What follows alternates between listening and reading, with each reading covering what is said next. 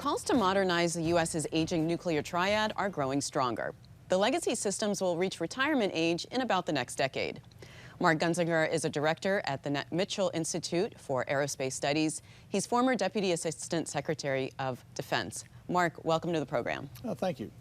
Tell us what the current state of the nuclear triad is and why does it need to be modernized and updated? Where are the problems? Well, the current triad, which of course consists of 14 Ohio-class ballistic missile submarines, about 60 nuclear-capable bombers, and then we also have 400 ICBMs called Minuteman III. They're currently on alert. Most of those systems were designed in the 1970s and 1980s. And the B-52s, airplane I once flew, was actually rolled out in the early 60s. So they're aging, and they're all in need of modernization. Just one quick snippet, if I could.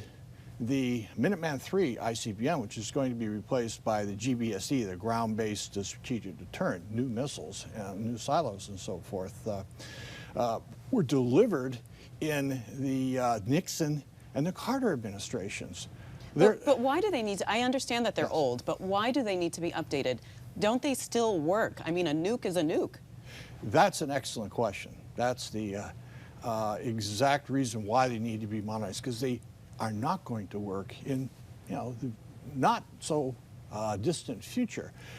They have problems with security, survivability, being able to penetrate the kinds of advanced defenses that Russia and China have now fielded. And just maintaining these old systems are difficult. The Minuteman III was designed for a lifespan of 10 years.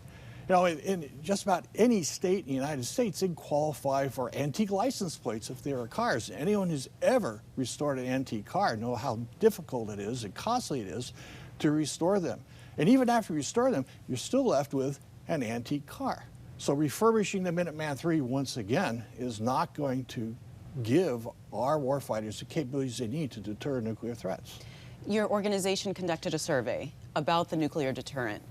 Give us an overview of what you found out. Yes, so we commissioned a poll to ask likely voters, evenly balanced, Republicans and Democratic, on their feelings regarding our defense investments and the nuclear triad modernization in particular. So we conducted this in the most holistic, unbiased way possible. The results are online, and the exact questions we ask are all there, nothing hidden whatsoever. The first thing that came out was the top threats to keep Americans up at night are cyber attacks against our homeland and the threat of nuclear attacks from terrorist groups or a rogue state. In other words, things that are occurring every day, the cyber attacks, and things that could threaten the existence of our nation, nuclear attacks. Second, the poll results suggested that there's broad support for investing in defense, despite what's occurred in Afghanistan and Iraq over the past few years. And drilling down, they agreed that modernizing the nuclear deterrence system is critical to our nation's security and should be one of DoD's top priorities. 91% of respondents, again, both parties agreed that that should be a priority. I bet you were surprised that many Americans agreed on something. Yes, that's exactly correct. We were very surprised. It was actually eye-popping. And again, the full results and the exact questions that were asked are on our website. Well, Mark, how much is this going to cost? Because I'm assuming this is going to be very expensive to do this. Yes, not as expensive as some might think. Now, the Air Force and DoD are investing in the B-21 stealth bomber, for example, and about 5 to 6% of its development costs are going to make it nuclear capable, and of course still have conventional capabilities, which is really why we're buying the bomber, to sustain our nuclear triad, plus to give our nation the ability to strike conventionally anywhere in the face of the earth.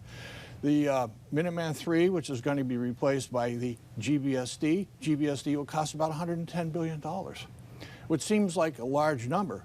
But if you stop to think, that's about 3.7% of DoD's budget. Actually, it's 3.7% of DoD's budget to modernize the entire triad, to recapitalize it, to upgrade and modernize our Ohio-class submarines with Columbia-class submarines, and invest in the GBSD and a new nuclear-capable standoff missile for our B-52s. Well, there's a nuclear posture review underway, so we'll be watching for that, and Yes. maybe we can talk some more then. Mark, thanks so much for being on the program. You bet. Thank you.